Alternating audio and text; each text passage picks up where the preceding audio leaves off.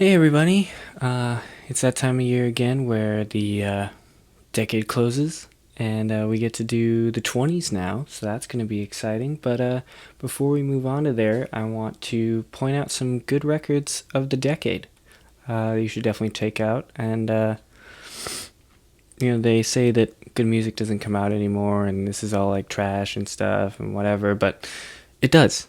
You just gotta know where to find it. So I'm going to be doing 5 different genres over the course of the next couple weeks of rap, electronic, pop, alternative and rock, and metal. Those are the 5 genres that I mainly listen to, so I feel like I can give pretty good advice in those genres. 10 albums per list, so you get 10 really good albums to check out of that genre, plus 3 honorable mentions. So 13 albums per genre of the decade. I'm going from 2010 to 2019, so no 2009 records. I know you wanted to see Brand New Eyes by Paramore on here, but it's not going to be on here, so don't get all butthurt when your favorite album's missing. But yeah, any record released 2010 to 2019, as I consider this decade. And then we'll start anew in 2020 and see what that brings. Hopefully some good stuff. But I'm going to start off this list with rap, because it was kind of a new to me genre this decade. And I feel like there's some really good stuff coming out, especially from some new artists. So 3 honorable mentions first. First off, I want to shout out Shabazz Palaces for just like being amazing this decade. Specifically Quasars, those 2 albums. Born on a Gangster Star was the first one I heard. So if you like really ambient, experimental kind of beats that are groovy, good flows, good stuff, check it out. It's good. Next up, Frank Ocean with Channel Orange. Like, can't argue with that album. Good R&B mixing. Like, it's a little on the long side, but like, put it on, chill out, have a cup of like, I don't know, hot tea or something, whatever you use to chill, and just mellow. It's not like overly angsty or energy. It's just kind of, it's good. It's a feel. It's a vibe. Last of the honorable mentions is No One Ever Really Dies by Nerd. Good comeback this year. Not as strong as I hoped, but still good nevertheless. Had some strong singles on it. But my favorite song on the record is Secret Life of Tigers, and it wasn't really a lead single, but that song is a bop. Like, at least check that song out for love. Like, come on. So we'll start our top 10 on. Okay? So at number 10, we got Because the Internet by Childish Gambino. Donald Glover, aka Childish Gambino, really took off in the mainstream with Redbone from Awaken My Love in 2015, and really gave a great music video for This Is America in 2018, I believe. But his kind of, not debut because he had Camp before that in, I believe, 2011, but 2013 he came out with an album called Because the Internet. Sweatpants and 3005 are highlights for me on that record. It's something I listened to over and over again in high school and still come back to this day. Like, it's such a good record. If you want some good flows by someone unexpected, or just some good beats in general, like unique stuff, check it out. Number 9, snuck in at the end of the year, came out last month. It's called Are We Still Dreaming by a rap group named Black Wave. They're out of Belgium, I believe, but it's all in English, so check it out. They released some singles earlier in 2018 with like Swangin', What's Good, and Never Seen You. Like, those 3 songs were on repeat constantly for me. But it's technically their second album after Mic Check in 2017, but Are We Still Dreaming? Really good concept, really good album. Just, if you want like 2 contrasting flows, if you're into the rap duo things, give this album a check out. Like, I am so hyped for what they do in 2020. Number 8 is kind of an oldie by, the decade standards. Came out in 2011. It's Plastic Beach by the Gorillaz. I put this in the rap album category because it's more to me like a rap album than a pop album, because later in the decade they got more pop, with like the Now Now and Humans, was kind of that borderline again, but they're always a borderline album. So Plastic Beach for me, definitely a good record, definitely a good concept, so many good singles on there. I mean, Rhinestone Eyes, On Melancholy Hill, Super Fast Jellyfish. If you haven't heard that song, go listen to it.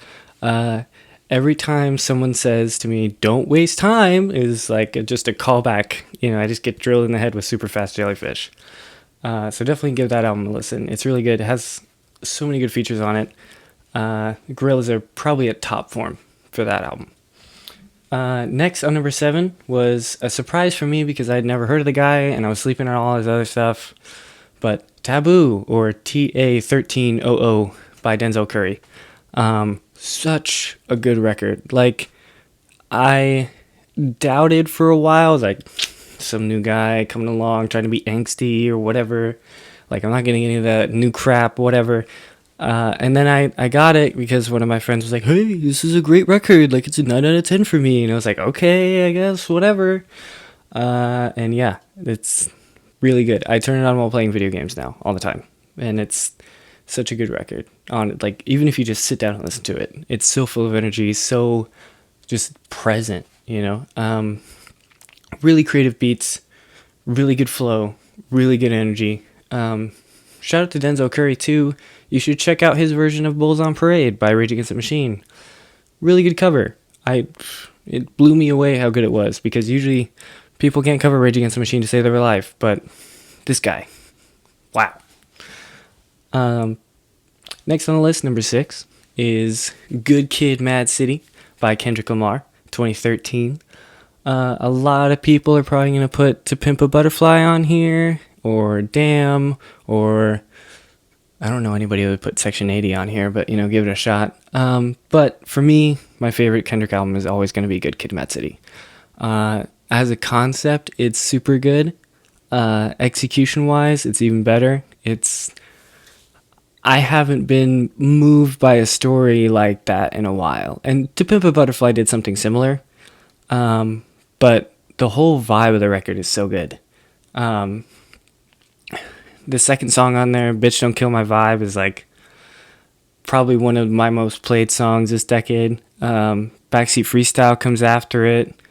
It's just, and even the ending track on the standard edition, Compton, featuring Dr. Dre, really good R&B infusion of a rap song. It's got some of the best verses probably this decade. Swimming Pools Drank. It's like, I didn't know I would love a 6-minute rap song. I don't know. So give that one a shout and give it a check out and give it a listen because it's super good. Number 5, we're halfway there, y'all, is Starbomb's self-titled debut. I love Starbomb, and the reason this is so high up on this list is not only because this album is super funny and super great, but because of the people behind it. If you don't know who Starbomb is, it's basically Aaron Hansen from Game Grumps and Dan Avidan from also Game Grumps, but Ninja Sex Party as well. So it's basically like Ninja Sex Party and Aaron Hansen made a band together and called Starbomb. And they rap about video games in a comedic fashion, and it's so great. Some of my favorite memories from this year were like screaming along in the car to, this album with a bunch of my friends, singing about like why Luigi never gets the princess, you know what I mean? So if you're in the mood for a laugh and you love video games, definitely don't miss these guys. They also came out with Player Select this decade, which was really good. And the third album, God, I'm blanking on it. It's something about the Triforce. Oh, fix it in post. Come on. Editing me, you got this.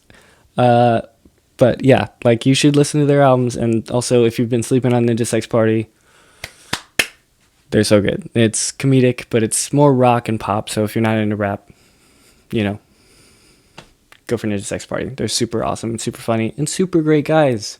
They are so nice. Like, some of the best humans ever.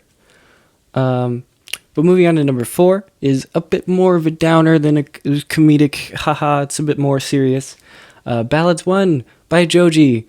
I was gonna put some Pink Eye stuff on here to tie in with the comedy thing, and I love Filthy Frank, but his releases as Joji have been stellar so far.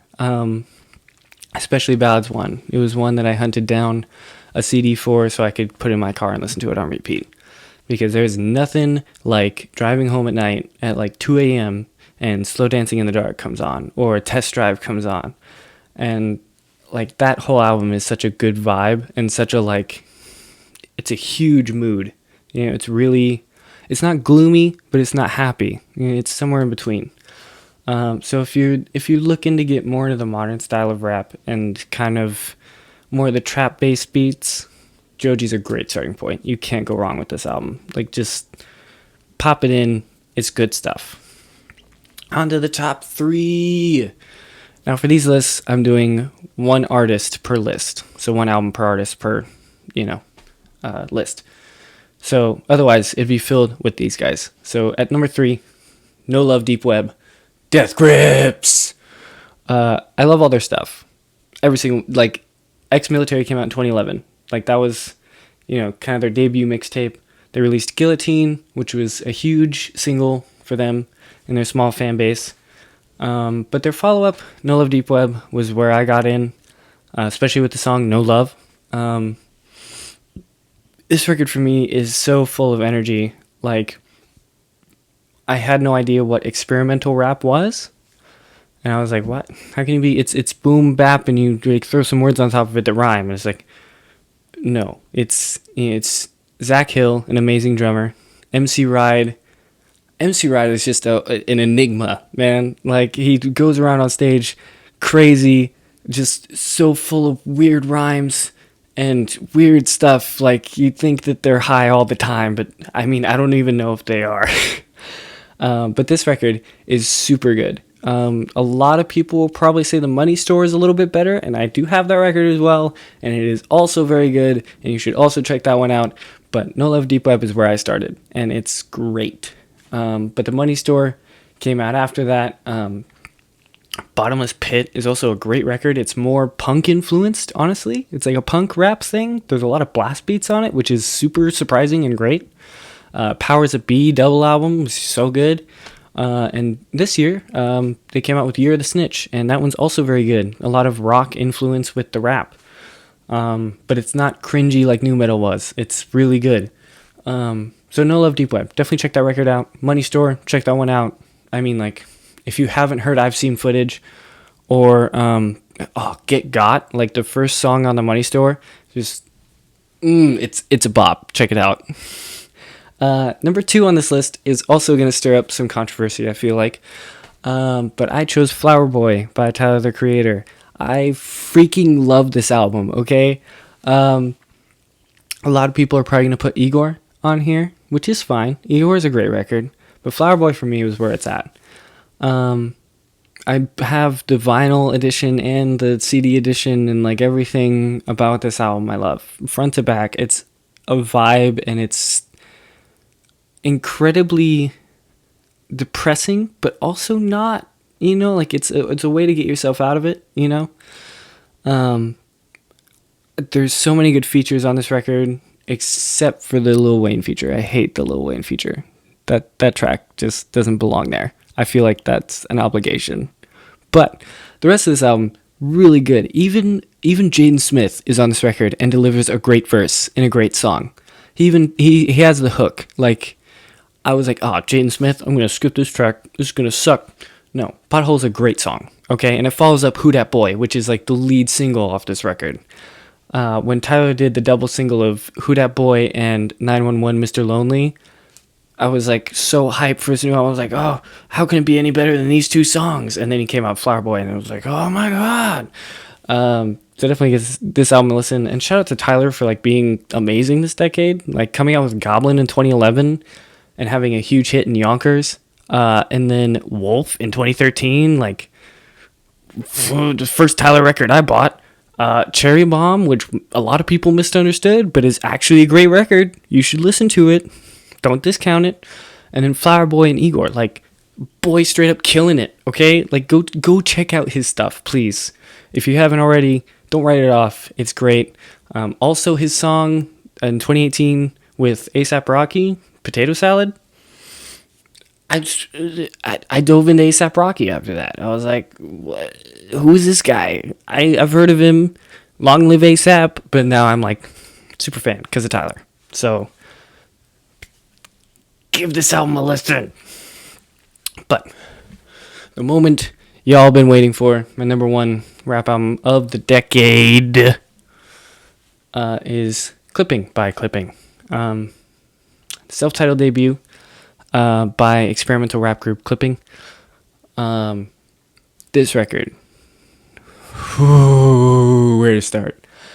So first of all, 3 people. Basically 2 electronic beat maker, noisemaker people. And Daveed Diggs is the main, he's the rapper of the group. And concept execution, these guys knocked me out of the water. Sorry, it's raining.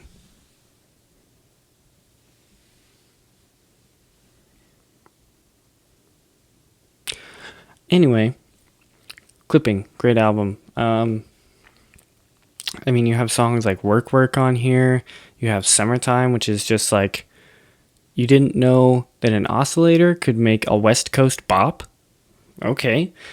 Taken Off is probably, if not my favorite, like one of my favorite rap songs of the decade. It's just a bass drum with like some random clicks, and Daveed just slaughters his verses. Like Daveed has the unique ability to make a rhythm with his flows without needing a backbeat. Like literally one song, Get Up, on this album is the beat is an alarm clock. They make chords out of an alarm clock, and it's just a rapper and an alarm clock. That's my alarm.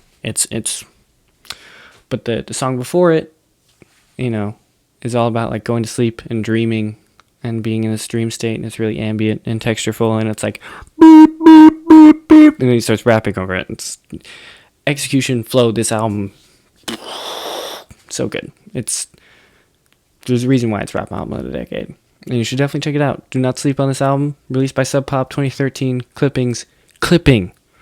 It's gonna clip your speakers in half. Not really, but thanks for listening to me for so long.